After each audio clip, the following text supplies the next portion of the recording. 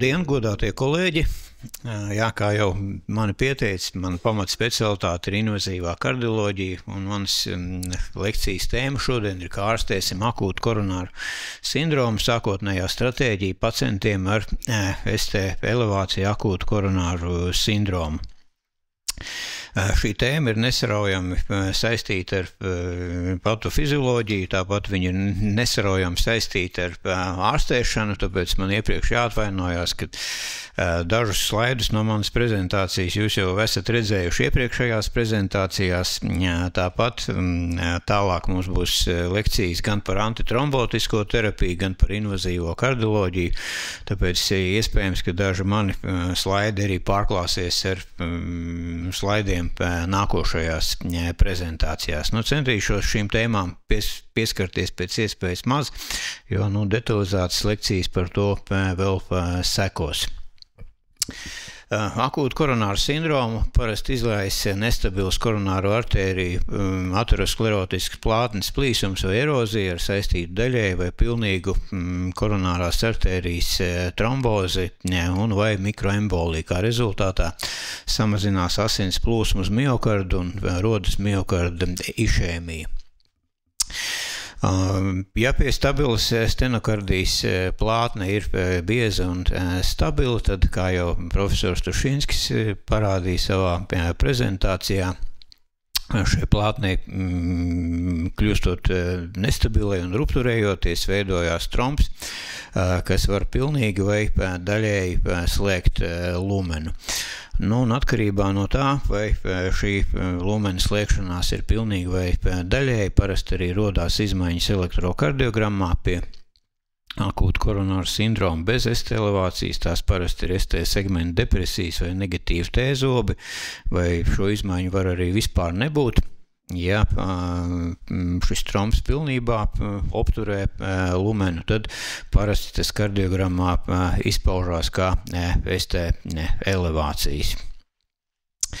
Ja pie ne-ST elevāciju infarkta, kad šis lumens nav pilnībā slēgts, vēl ir cerība, ka varbūt šī situācija kaut kā stabilizēsies, tā plūsma uzlabosies, tad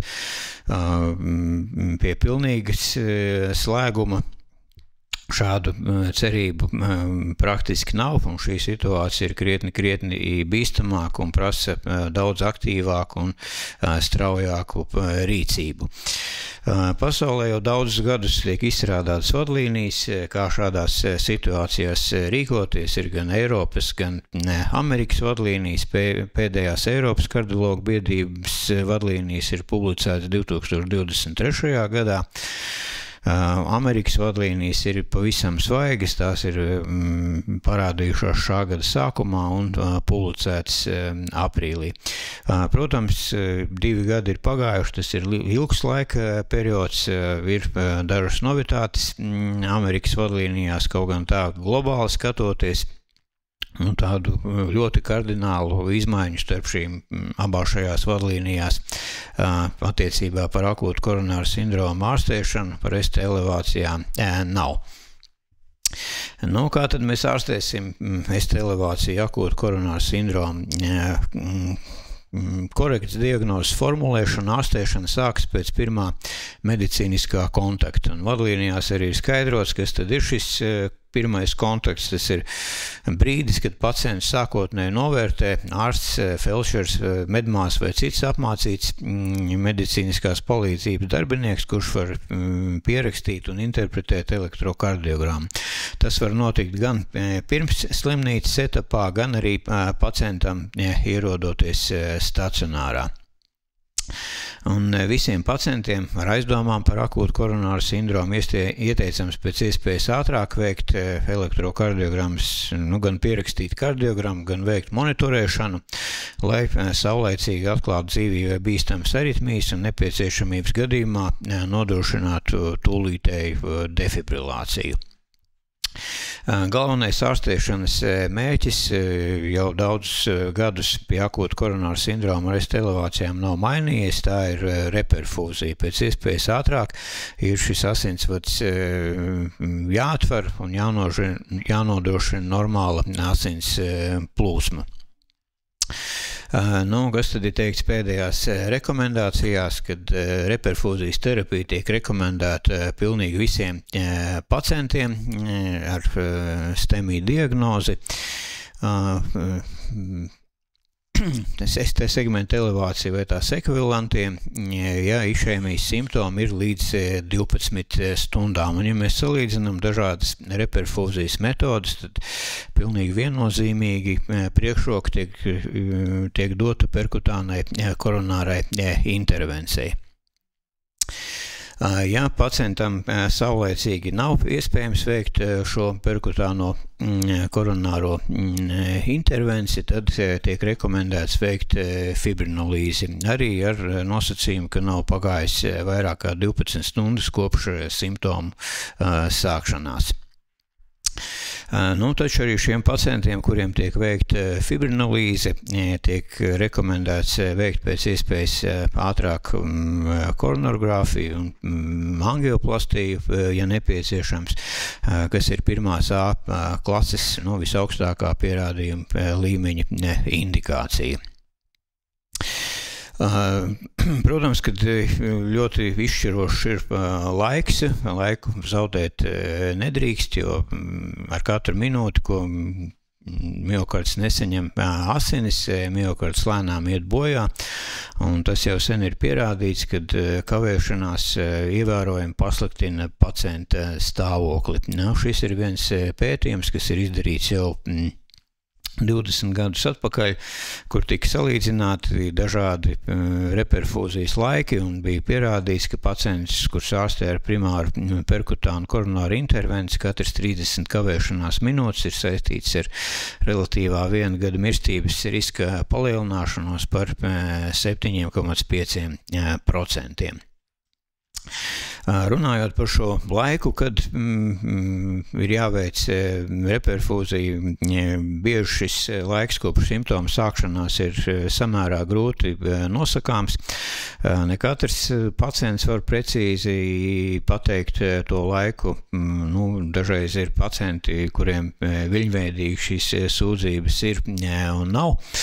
Un vadlīnijās ir atrunāti arī šādi gadījumi, kad pacientiem ar STEMI diagnozi, kuriem kopš simptomu parādīšanās ir pagājuši arī vairāk kā 12 stundas, tiek rekomendēta perkutānā koronārā intervencija saglabājas vai turpinās išēmijas simptomi, ir nestabila hemodinamika vai dzīvībai bīstami sirds ritma traucējumi. Un arī pacientiem, kur ir stacionēti līdz 48 stundām, varbūt arī vēlāk, arī ir apsverama šī neatliekamā perkutānā koronārā intervence. Tāpat vadlīnijās ir minēts, ka rutīna angioplastie okludētai koronārai artērijai netiek rekomendēta pacientiem, kuri stacionēti vēlāk kā 2 diennakts pēc simptomu sākšanās un kuriem simptomi neturpinās. Bet šeit arī ir svarīgi ieraudzīt šo pirmo vārdu, ka tad nav tā, ka tas ir principā aizliegts pēc 48 stundām, bet to netiek rekomendēts veikt rutīnā.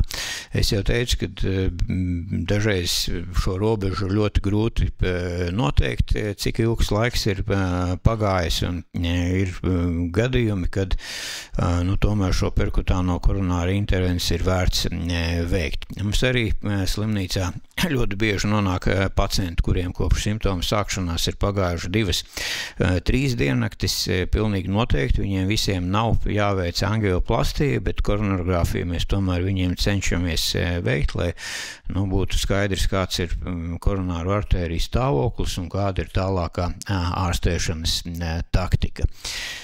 Šeit ir daži pētījumi, kas ir veikti pacientiem, kuriem kur ir kā ir šī vēlīnā iestāšanās stacionārā.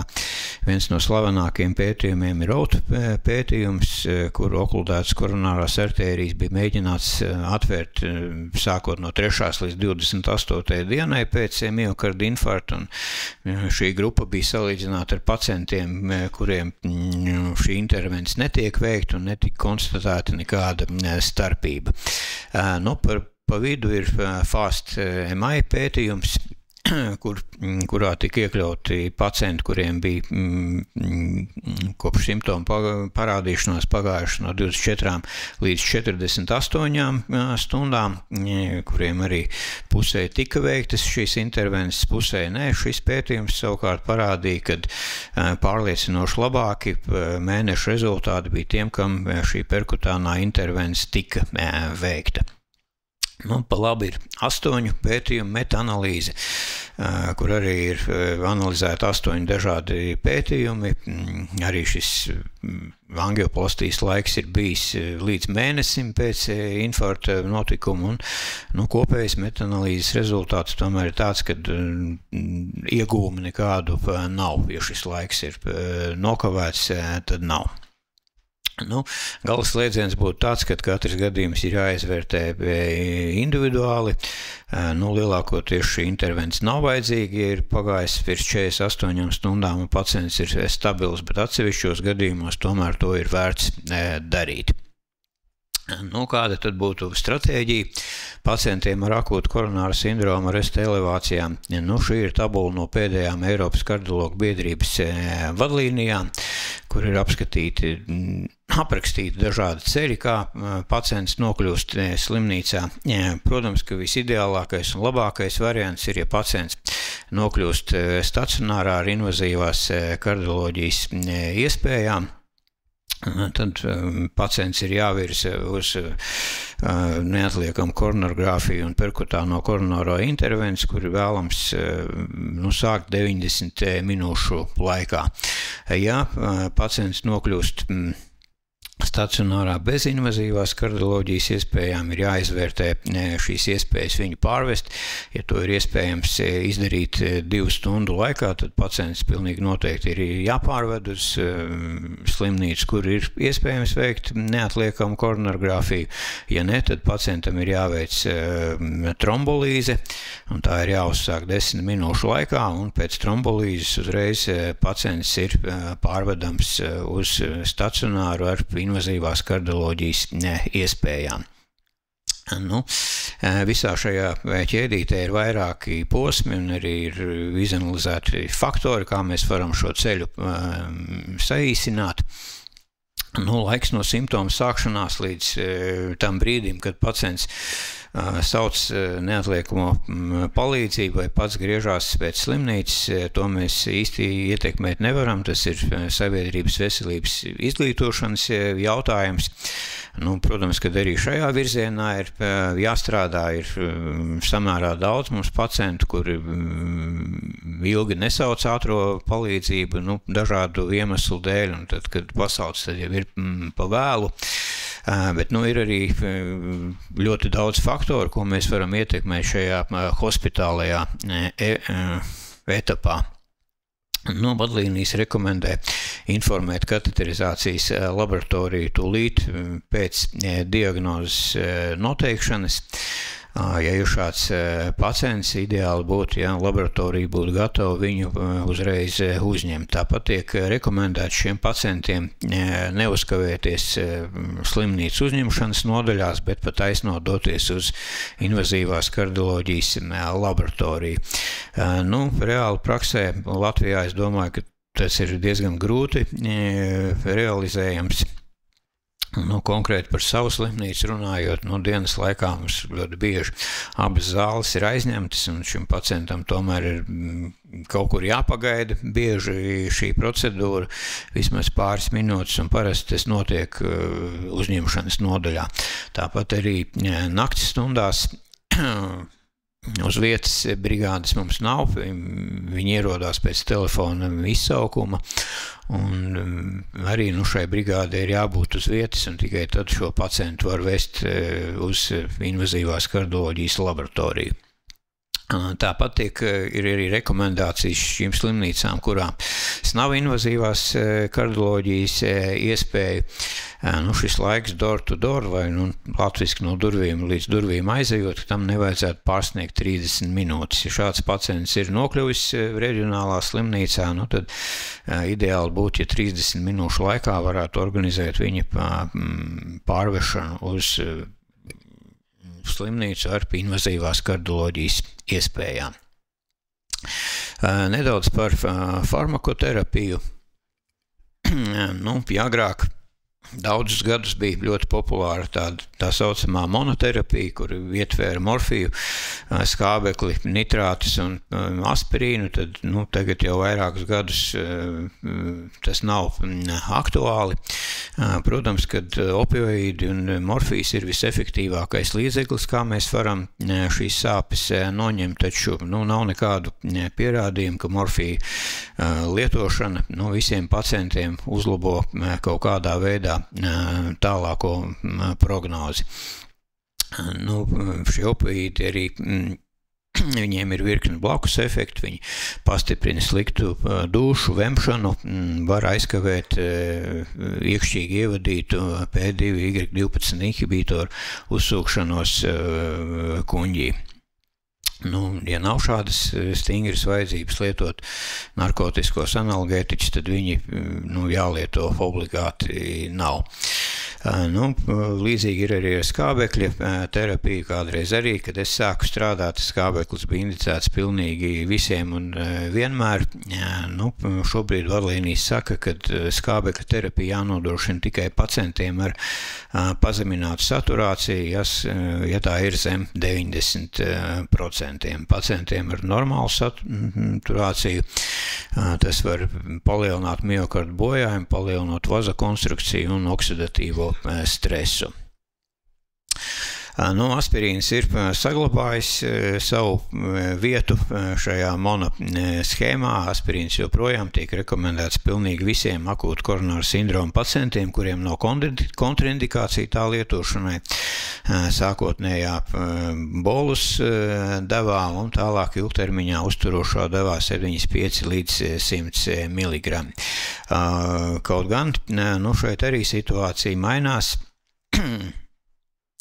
Tagad aizvien vairāk pacientiem lietojot antikoagulantus, nevienmēr šī aspirīna uzturošā terapija ir nepieciešama visu mūžu garumā. Bet par to tālāk būs lekcija speciāli par antikoagulantiem. Par antitrombotisko terapiju arī būs prezentācija vēlāk, tur es īpaši neuzkavēšos.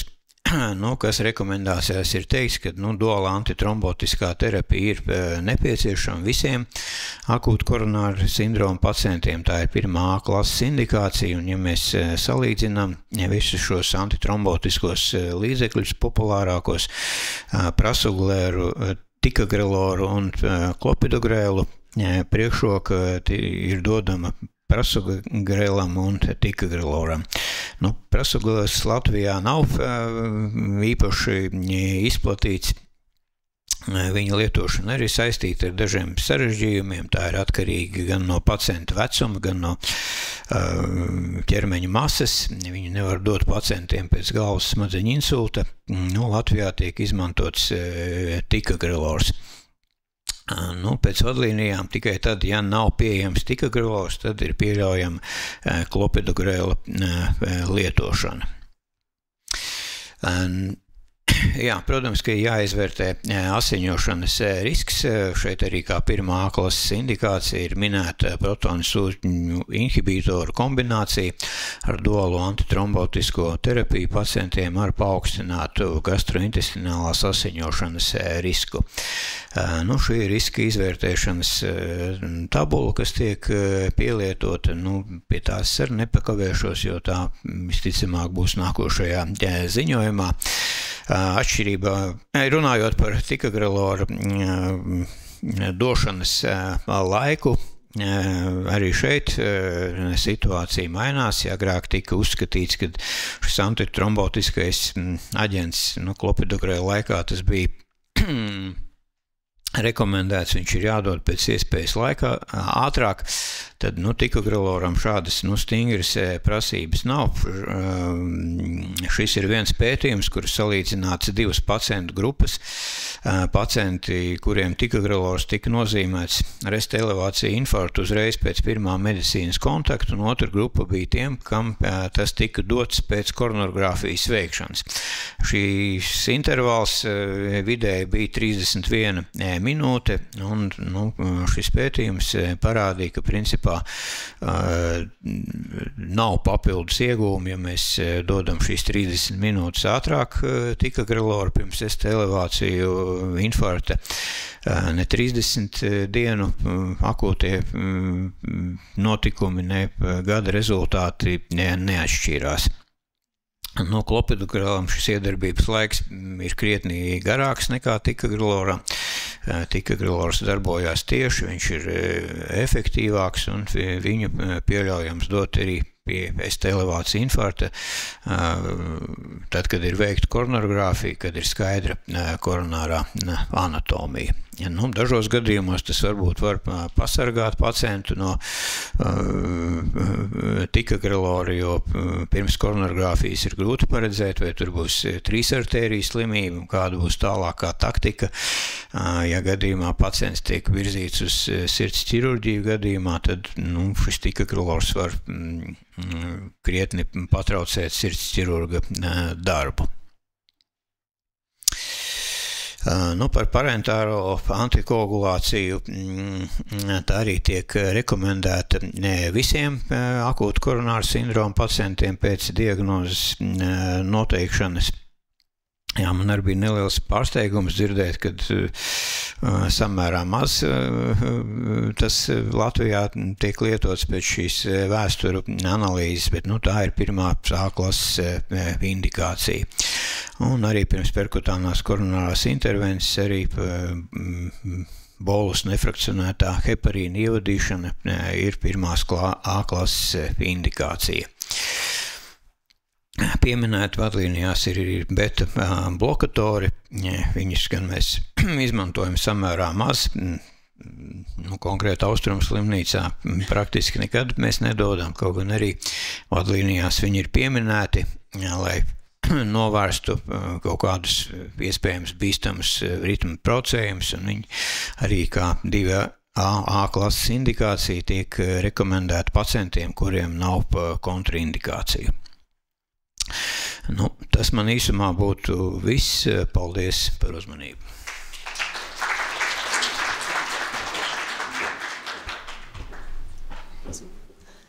Paldies. Jautājums klasiskais, vai kādam ir jautājumi, komentāri? Lūdzu. Miklā. Paldies par interesantu ziņojumu, kodolīgu un informatīvu, bet man jautājums ir par vēlīnām šīm revaskularizācijām, kas ir vēlāk par 48 stundām.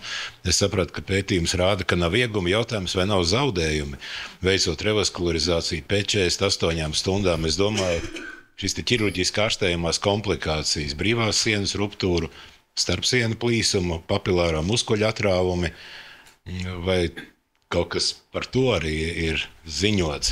Vai kādas ir, mums ir aizdomas, ka bieži saistās šie defekti ar vēlīnu revaskularizāciju pēc 48 stundām.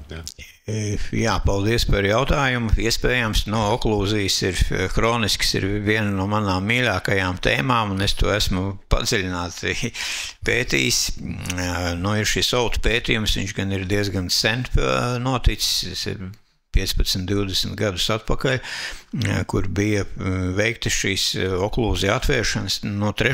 līdz 28. dienai pēc miokarda infarkta. Un tur nebija konstatēts, ka tur būtu kaut kādas papildus komplikācijas, ka šie rezultāti būtu sliktāki. Viņi bija samērā, praktiski tādi paši kā tiem, kuriem nedarīja neko.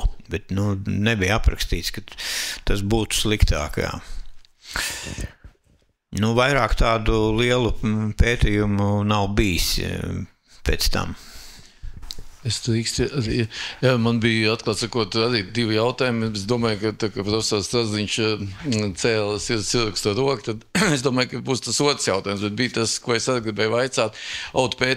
Tev kā tam, es saistībā ar to, ka mēs kādreiz sākām tur kopā, tad es tikai atgādināšu, ka totāla oklūzija tomēr skaitās hroniski pēc 3 mēnešiem.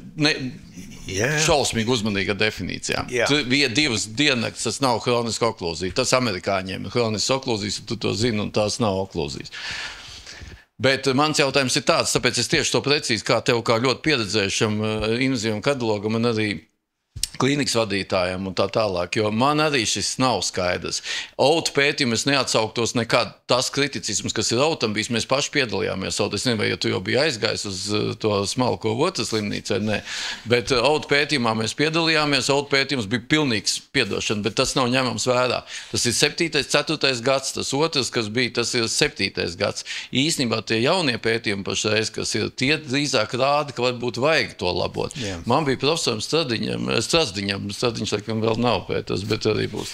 Tad man ir tev drīzāk jautājums, jo to, ko profesors Kalniņš teica, un parādīja mums, man ir jautājums, faktiski tas pirmais jautājums tev, kā tev pēc tās, kas atkal nav pareizi, bet vai tiešām tu gan minēji, ka tu individuāli vajadzētu skatīties? Jā.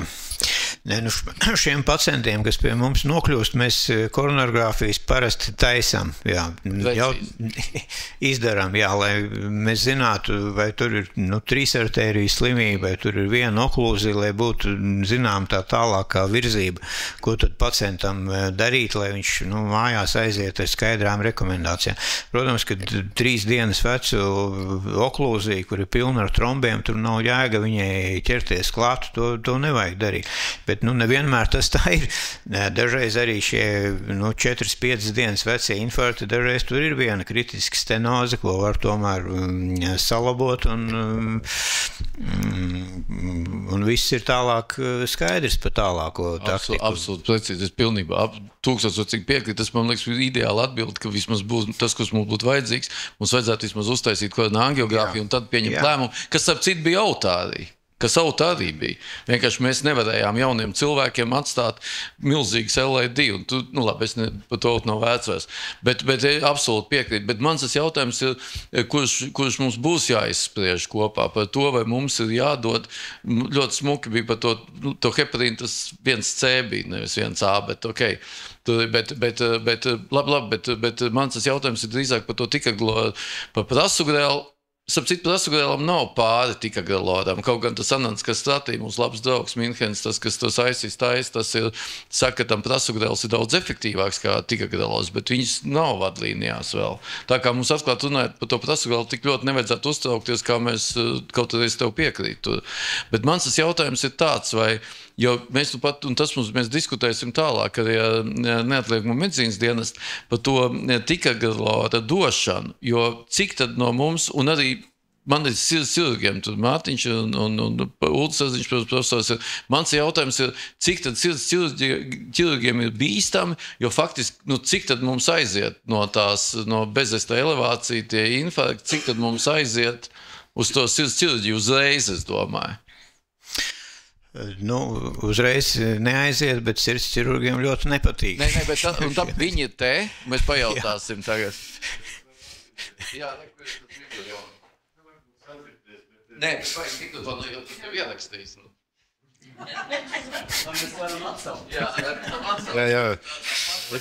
Jā, man ir gods nodarboties ar akūtās kardioloģijas palīdzības sniegšanu. Nevis nodarboties ar viņu, bet piedalīties viņas organizēšanā un tāpat arī datu apkopošanā. Godīgi sakot, akūti uz operācijas galda. Piemēram, pērnajā gadā ir nonācis tikai 1 pacients. Tikai 1 pacients. Bet tas nav varbūt, tur ir varbūt pat zināma nozīme tieši tikagrelo lietošanai. Mēs esam nogaidījuši kādu brīdi vai atkal gluži otrādi zināmā mērā atteikuši šo te kardioķirurģisko un piedāvājot kā alternatīvu augsta riska perkutānu koronāru intervenciju. Bet tieši, kā saka, akūti aste ir bijusi operēta. Mūs te baigā viļņošanās intensīvās tās to āstu vidū, jā. Nav jau jautājums tieši par akūto, bet arī pēc tām 2-3 dienām, vai tam ir nozīme, jo viņš ir tur nopietni 3 artēriju slimība. 2 vai 3 dienas vēlāk, protams, tas laiks paiet, un šādi pacienti ir operējami. Savukārt, ja mēs operējam burtiski uz šī terapijas fona, ir ārkārtīgi grūti koriģējama asiņošana. Mēs pielietot varam citosorbu filtrus, ko mēs arī lietojam vienmēr, bet arī viņi sniedz tikai daļēji efekti, jā, diemžēl. Ļoti bīstama asiņošana, kas prasa savukārt pēc tam ļoti aktīvu šo recināšanas terapiju, kas atkal savukārt rada draudus milzīgas perioperatīvam miokarda infarktam, insultam, mieru artērijas slēgumam un citām lietām, jā. Es zinu, vai es atbildēju par Jā, bet man šķiet, ka te arī drusku slēpjas tavā atbildē arī tās mūsu bažas, ka no vienas puses, tas ir tas iemesls, kādēļ mums nevajadzētu bez ST elevāciju akūtam koronām sindromam dot šos te P2Y12 inhibitors, lai jūs nevarētu atrunāties, teiksim tā. Un otras puses arī, mums ir gana daudz arī pacientu, kur godīgi sakot diezgan ilga paguļ un stipri ilgāk nekā vajadzētu, un jau sen izvējojies tas P2Y12. Jā, tā ir problēma. Mēs zinām šo problēmu. Mēs esam, Mārtiņš neļaus samelot, esam sarkuši par to, jā, un nē, patiešām, jā, un solamies to risināt, jā, godīgi sakot. Šī te mazliet ilgākā gulēšana, jā. Tad man ir jāsniedz vairāk, ja es gribu pildēties atbildēt. Bet es drīkstu, ja es tik pie mikrofona pajautāt Artim. Jā, bet ne šodien. Man jautājums, man ļoti mulsina, ka vadlīnijās ierakst, ka pēc 48 stundām nevajag to rutīno artēriju vēršanu vaļā. Man kaut kā personīgi iepriekš šķita, ka pēc 24 stundām arī vairs nav vērts, un es gribēju zināt tavu viedokli, jo bieži vien pēc tam 24 stundām mēs jau redzam, ka nav rifla, un tas ir, un vēl tā sajūta, tas ir pilnīgi subjektīvi un anecdotal reports, bet no mūsu dzīves ļoti bieži, ka šie pacienti, kuriem atver arterijas pēc 24 stundām, nerunāsim par šokiem un ritmu traucējumiem tam līdzīgi, un kuri tiešām tā arterija bijusi okludēta, nevis tur vēl palikusi kritiska stenoze, ka tomēr viņi reizēm nomirst pēkšņi pēc tam tiešām ar sirds ruptūrām, it kā viss ir labi, smuks angiogrāfisks rezultāts, un pirms iešanas mājās pēkšņi toltē viņi atrod rupturētu sirdi. Nē, es pilnīgi piekrītu, jā, ka šīs situācijas ir dažādas, un es jau teicu, ka pacienti, diemžēl, ļoti daudz nevar precīzi šo simptomu sākumu pateikt, un dažreiz viņi it kā iekļaujās tajās 24 stundās, bet mēs angiogrāfiski redzam, ka tas ir krietni vecāks process, un tā, ka viņam prasa, vai tad tiešām tikai vakar sākās, tad viņš tur, man jau tur vēl pirms tam bija, un to ir ļoti grūti pateikt, un tiešām ir situācijas arī personīgi, es tur redzu, kad ir jau stāv priekšējā siena, viņi pilna trombiem, un kaut gan tas laiks teorētiski ir, nav viņas obligāti jātaisa, es arī nedaru šādas procedūras. Es domāju, tā ir ļoti smalka tā diskusija, jo es, kas saku, pat ne angliski slightly disagree, es absolūti nepiekrītu profesoram Latgals un šī jautājumi, bet tas mans drīzāk ir tai sadaļai, ka mēs piekrītu, un es tagad īsti nesapratu, es vienkārši, vadu diezgan ilgi tās nodaļas arī, un tā, es vienkārši domāju, kur ir tie pacienti, kas nokrīt pēc tam. Vienkārši tad mums viņi tāpat tajā auditā jāatrod. Jo es nestrīdos, es vienkārši gribu zināt, bet es nesapratu to no profesora Strasdiņa. Jūs, profesor Tūli, teica, ka ja attais, ka tad viņiem ir tās ruptūras. Tas nav pētījums. Mūsu tā populācija ir daudzādi mazulē kaut kādu statistiku veikt, bet es teikšu, pēc maniem novērojumiem, man tiešām nākās ar to darboties.